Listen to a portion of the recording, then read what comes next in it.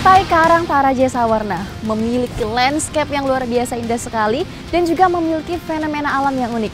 Saya akan mengeksplor keindahannya di sini. Ikuti jejak saya, jejak petualang.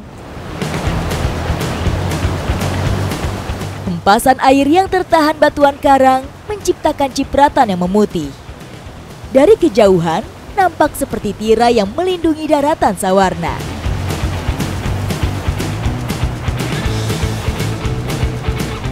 Letak geografis Pantai Sawarna berbatasan langsung dengan Laut Selatan.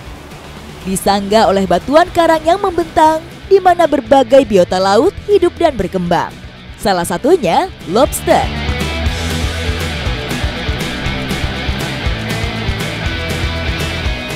Bersama dengan Aceh dan Eji, saya akan mencoba mencarinya di sepanjang garis pantai. Saya sedang berada di Pantai Tanjung Layar. Pantai ini masih satu garis dengan Pantai Karang Taraje. Dan di sini saya akan mengeksplor salah satu kekayaan alamnya, yaitu lobster. Mari kita coba peruntungan hari ini.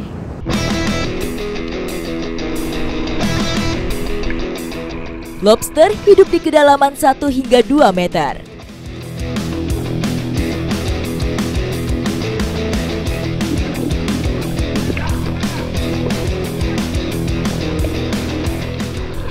Lobster pertama yang kita dapat, ini ukurannya berapa, Pak? Itu 2 ons. 2 ons lebih, berarti ini sudah aman untuk ditangkap ya? Udah. Karena untuk ukuran 1 ons ke bawah itu belum boleh ditangkap. Aturan pembatasan penangkapan lobster di alam bertujuan untuk melindungi populasinya agar tidak terancam punah. Memburu lobster tidaklah mudah, meski air sedang jernih.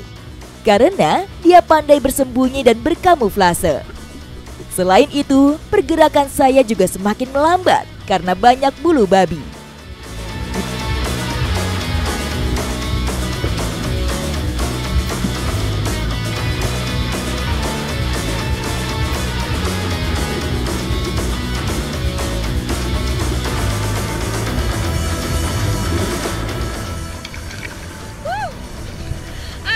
Akhirnya saya dapat sendiri nih lobsternya.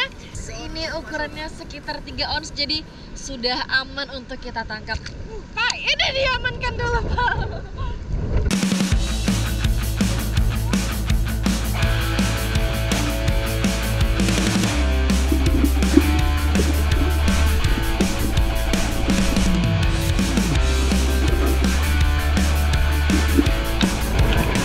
Wah, dapat lagi.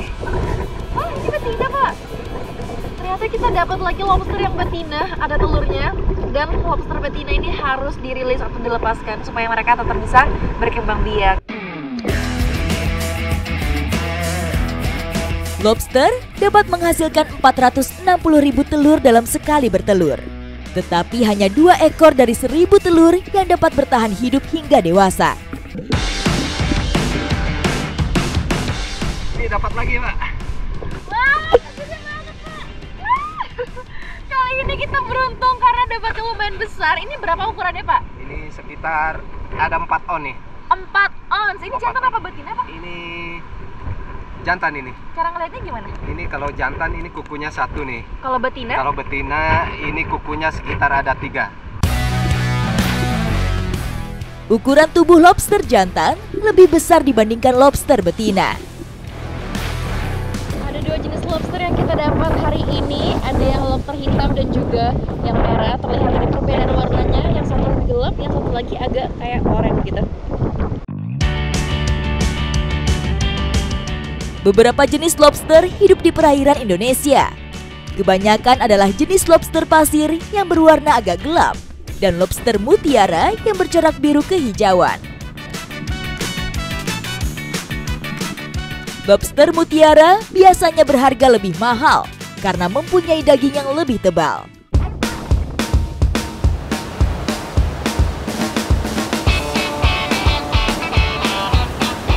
Dengan beralaskan pasir putih pantai Goa Langir, saya membuka camper van tepat di pinggir pantai.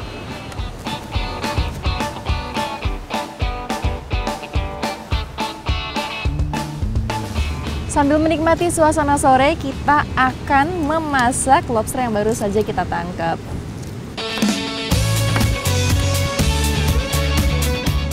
saya mulai meracik bumbu. Sementara Aceh fokus memanggang lobster. Dibalur dengan bumbu tradisional, wanginya menggugah selera banget. Udah matang ya, Pak? Udah. Oke, kita angkat. Panas, Pak.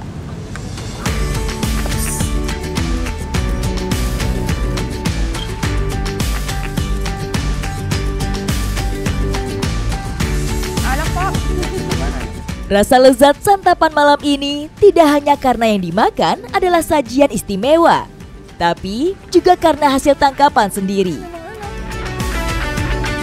Ditemani semilir angin pantai, malam ini saya memutuskan untuk beristirahat di pesisir Goa Langir.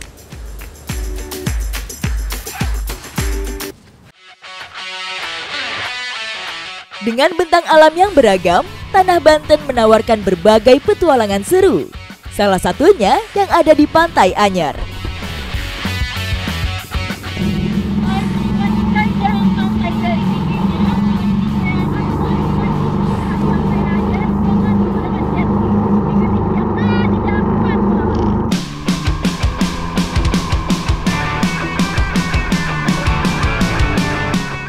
Aksesnya cukup mudah dijangkau.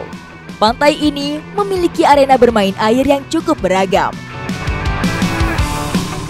Ketika bermain jet ski, keseimbangan badan harus benar-benar dijaga agar tidak terbalik. Membelah gelombang dengan kecepatan tinggi, tubuh jadi sesekali melayang.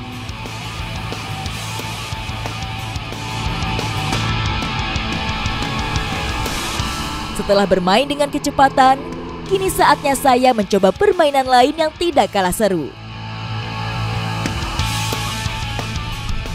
Kali ini saya akan mencoba untuk bermain parasailing dan ini pertama kalinya. Jadi saya sangat excited sekali dan untuk keamanan safety ini harus dipakai pelampungnya. Terus ada apa lagi Pak yang dipakai? Ini harus pakai Harness lagi ya? body harness. Ada sana. Bermain dengan ketinggian, parasailing termasuk kegiatan yang beresiko. Karena itu, parasut harus dipersiapkan sesuai jalur tali agar tidak terlipat saat di udara. Ini dia adalah step terakhir, setelah ini saya akan terbang dan talinya ini harus selalu saya pegang. Ini fungsinya untuk menjaga keseimbangan ya Pak ya? Buat ini aja, pegangan aja. Jadi untuk pegangan dan juga sekaligus menjaga keseimbangan. Saya deg-degan. Oke Pak.